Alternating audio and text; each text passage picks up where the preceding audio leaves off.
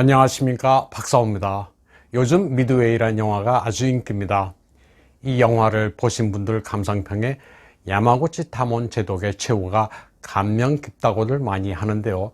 지금 보시는 그림은 제독의 최후라고 해서 기타 렌조라는 화가의 작품입니다. 미드웨이 해전에서 최후를 맞는 야마구치 타몬 제독을 묘사했습니다. 가운데 수통뚜껑으로 물을 받는 이가 야마구치 타몬 제독이고 그 맞은편이 히류호 함장인 카쿠 토메오인데 히류호의 군함기를 내려 정리하는 장면입니다. 이때 히류호에는 13대 전투기가 남아있었지만 미군 넌틀리스 전투기 공격으로 갑판이 파괴돼 전투기의 발착함이 불가능해졌습니다.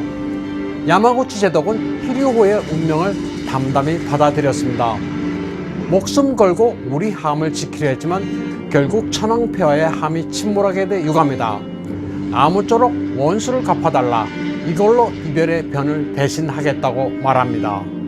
그리고는 술 대신 물을 들고 황성여배를 하고는 함장인 카쿠 토메오와 함께 기암 히류호와 최후를 맞습니다. 나머지 승조원들에게는 히류호에서 탈출할 것을 명령합니다. 살아남아 더 강한 해군을 만들어 달라는 것이었습니다.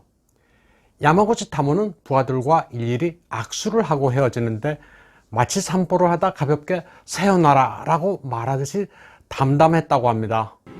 그리고는 함교에서 달이라도 볼까라는 말을 남겼습니다. 여기서 말한 달이 실제 달이기도 하고 히류의 호위함인 기쿠즈키, 유우즈키, 우즈키가 모두 달월자로 끝나는데 이를 지칭한 중의적 의미도 있습니다. 미드웨이 해전에서 일본군이 참패한 것은 야마구치 제독의 진언이 받아들여지지 않았기 때문이라고 군사가들은 분석하고 있습니다. 선제 공격으로 미 항공모함 전단을 파괴해야 하는데 나구모 사령장관이 출격한 전투기의 연료가 떨어질 것을 우려해 일단 철수하라는 명령을 내렸기 때문이라는 겁니다.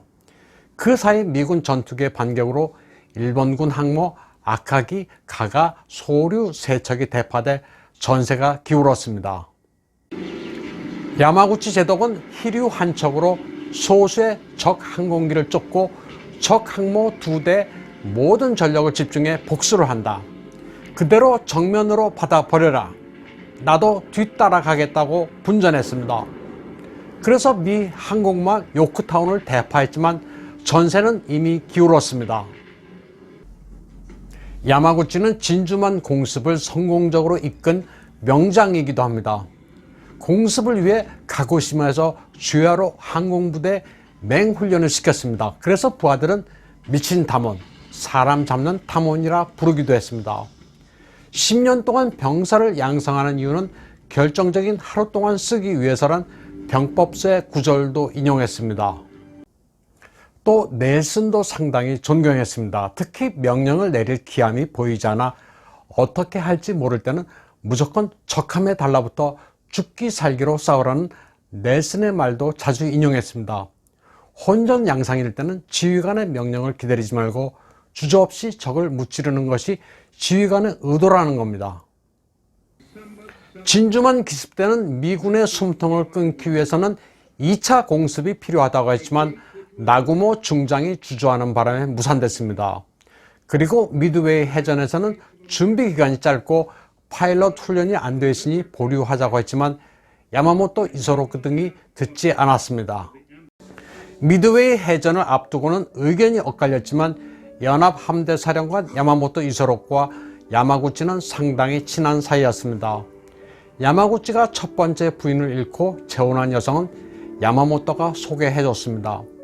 진주만 공습 때 항공모함에 탑재된 전투기가 중요하다는 야마구치의 진언을 받아들여 함께 작전을 기한했습니다. 야마모토 이소로쿠는 나중에 일본군의 통신을 감청한 미군이 그가 탄 항공기를 격추시켜 사망했습니다.